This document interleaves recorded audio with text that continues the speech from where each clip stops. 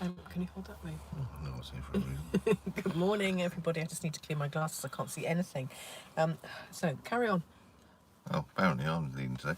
Mm-hmm. We're going to talk about phrases and words that pupils on theory don't know or understand, aren't we? Pretty much. For those of you that have the privilege of doing theory with your pupils, and as I said yesterday, I do theory with pretty much all of my pupils. In the hot tub and everything. And take probably about 80% of my pupils to their theories, which is great because what happens is that on the way I might be going through some questions with them.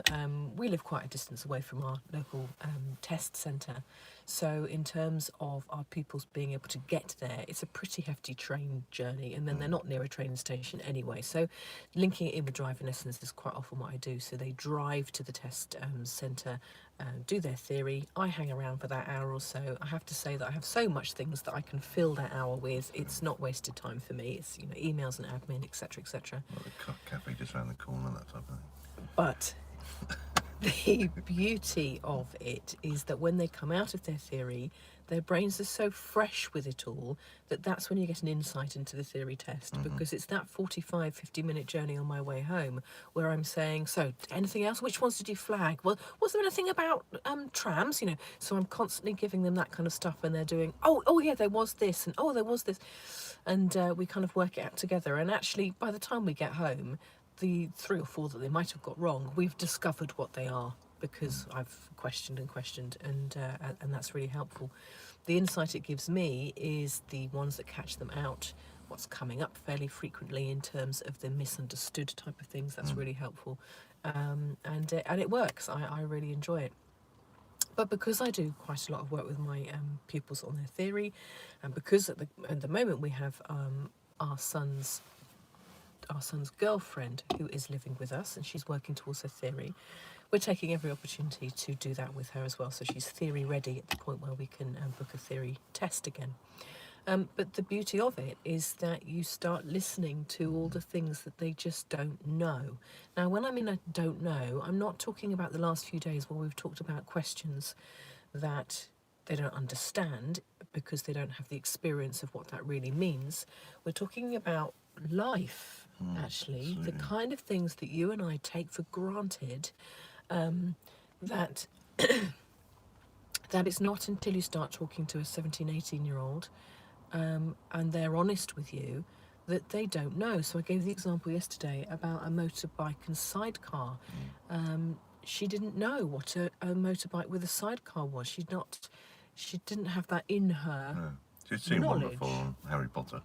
And at that But she point, didn't know put that the was two what and it was two called. together. She didn't know it was called that, though. Yeah. Just a motorbike with a thing on the side. Yeah, absolutely. So that type of thing. So that's what I'm meaning when I say things that just aren't that haven't appeared in their life, or they're just not noticed. Not been given Absolutely. a word. So some of those they would have seen before. Some of the ones we're going to go through now, but no one's ever said that's a whatever. Yeah. So, for example, on our way to our local college, and we have a large sixth form college just on the edge of the New Forest where we live, and children come from vast distances. 30, 40 miles. And there is a railway station right next to the college. Thousands of them get on and off trains If you get at the every wrong day. time, that zebra crossing Yeah. takes a while. The zebra crossing rather than the pelican one. But consequently, there is a level crossing. So the barriers go down, and it's a level crossing. In fact, if you get that wrong time, you're there for ages as well. Yet they don't know what a level crossing is. So these are the words that are just worth kind of bringing into your vocabulary, particularly if you don't have a level crossing anywhere near you. They won't necessarily know what a level crossing is. Or, as the point proved, that even when they do have one there, they don't know that it's called a level crossing. So I call it train barriers. I wonder if the train barriers would be down this today. we do. We just and say, I should now use the proper wording because it will help their theory. Yeah, we do. Just say, I wonder if the gates are down. That's what we say. We don't say, I wonder if the level crossing will be down. So so these are a little list of things that I've got. It's certainly not exhausted. There are lots of other things, but these are just... And if you come across any, pop them in the comments below. Yeah. As other people can add to the list. Yeah. I'll pop this list in the comments below. And actually, I'm having messages from people, which is really nice, talking about what we're doing and adding to it. So, for example, thank you to David last night, and I've added this to the list because you're absolutely right, David, that David was talking about one of the questions related to a Wye Junction. Well, they wouldn't have a clue what a Wye Junction was if we weren't actually talking about the different Probably types shown of an aerial junctions. pictures, even if you're at one on the ground. Doesn't look like a Y, does it? It's just a bit bendier than the others, isn't it? So it's about finding examples of using words that are in their vocabulary. So yeah, a Y junction is basically a junction that doesn't come up nice and straight. We're going to bend round it. So yeah, that type of stuff. So we've got level crossing, a Y junction, hard shoulder. They don't know what a hard shoulder is. You get less and less of them. But I think it's not a case of knowing what they are. It's not knowing what they're called. Yes. But even then, they won't know the rules about not having a picnic and whatever. Yeah, absolutely. And of course, the one that goes with that is a central reservation. Yeah. So yes, absolutely, they're familiar with a barrier down the middle of the road. Are they familiar with the fact that it's called a central reservation? Belisha Beacon. Now, I don't believe that comes up in the theory particularly, No. but the orange, yellow flashing lights on the zebra crossing, Belisha beacons, do they need to know it? No, not particularly. No. But if you're referring to it as the Belisha beacon, they won't have a clue what you're talking about. You don't. I don't call it Belisha Beacon. Oh, so you don't know what I'm talking about most of the time. No, I don't. I just nod and smile. Crosswinds. Now, I think that We had a funny one. with we that did one. have a funny one with a crosswind, and this is a pupil a number of years ago. She just loved it. She's absolutely great. She has Asperger's. Brain works in a fascinating way.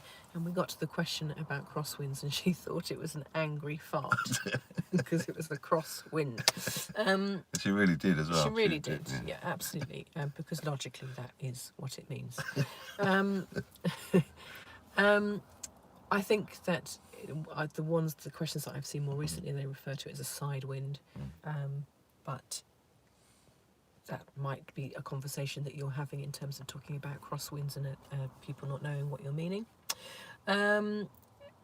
Catalytic converter, they don't know, they can't even say catalytic. They don't know what that word even means or how it's pronounced. And again, we had a funny one with that. I had my nephew who I was doing some theory with, and I asked him if he knew what a catalytic converter was, and he said it's someone in the church that converts you from a Christian to a Catholic.